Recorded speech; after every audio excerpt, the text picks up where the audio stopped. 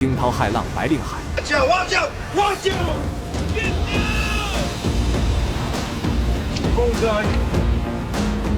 这里的风暴可以轻易地摧毁来讨生活的捕蟹人。满载蟹龙和螃蟹的乌石号要航行48小时回港卸下今年的最后一批螃蟹，不巧又有一场北极风暴和8米高的浪阻挡着它的去路。突然，满载的乌石号发出了警报，船身异常的向右倾斜了3度。基斯立即让他的弟弟蒙特带领船员们排查原因。经验老道的蒙特很快就发现了问题所在。乌石号的右侧燃油箱通气管罩破裂，海水的灌入增加了额外的重量，导致了乌石号的倾斜。如果置之不理，4到8米高的巨浪可能会将满负重的乌石号掀翻。这艘船还在缓慢地向右倾斜，蒙特需要快速地解决漏水问题。很快他就想到了临时的修补方法，他将橡胶救生衣剪开，套在破裂的通气管罩上，防止海水继续渗入。弟弟修补好破洞后，基斯继续开着乌石号返回荷兰港。迷信的基斯还预感到白令海不会这么轻易地放他们回家。与此同时，杰克船长正准备打捞泡了12天的蟹龙。之前一位名叫鲁斯的船员从3米高的蟹龙堆上掉了下来，导致他的脑部受到重创。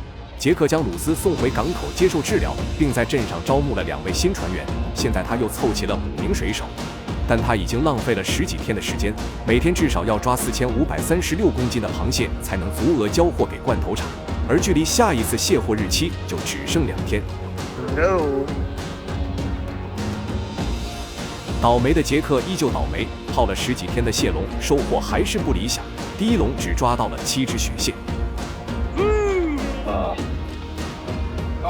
These suck. 就算收成很差，杰克也只能咬牙坚持。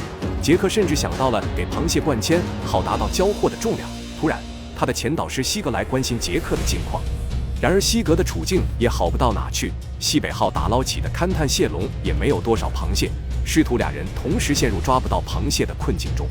美国海岸警卫队向白令海的渔船插播了紧急消息，他们收到了目的地号渔船的紧急定位标发出的求救信号。海岸警卫队让其他渔船随时做好协助营救的准备。MH-60黑鹰直升机随即升空，前往求救信号的最后坐标查看情况。而最好的情况是，紧急定位标只是意外掉落，而渔船不致驶离了原地。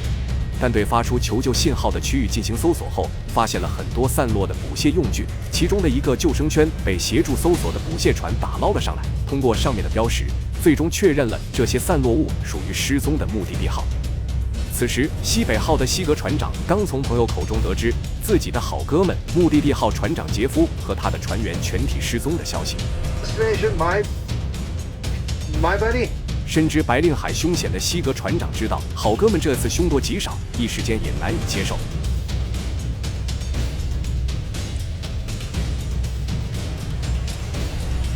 3个小时后，海岸警卫队开始加大搜索范围，不单只出动直升机，还有 C-130固定翼飞机，甚至出动了115米长的巡逻艇，共同寻找失踪的船员。他们的直升机一路追踪求救信号，但他们并没有发现救生筏，这说明能找到生还者的几率不高。在发出求救信号的位置只出现了一捆绳圈。协助救援的好心捕蟹船打捞起了发出求救信号的定位标，它被人为的绑在绳圈上，说明这并不是意外掉落。他们推测船沉得很快，事故发生在大家都睡着的情况下。失去好友的西格船长已经无心捕蟹，草草收场就启程返航。到达码头后，将由他的弟弟艾德格接手西北号。与此同时，乌石号带着他们的最后一批螃蟹，靠着临时性的修补，行驶了483公里，安全靠岸。基斯船长结束了他第35个捕蟹季。基斯很庆幸自己和船员们在白令海安稳地度过这个冬季。而杰克也受到了目的地号的沉船事故影响，他新招的2名船员被吓得不想干，在趁着卸货的时候找到杰克辞职，并立即收拾起东西要走人。而杰克还差23133公斤的螃蟹才能完成冬季的捕捞份额，现在他的船又剩下3名水手，杰克也不知道该怎么办。而他的老师西格船长也离开了白令海，目的地号的船长和6名水手至今也没找到。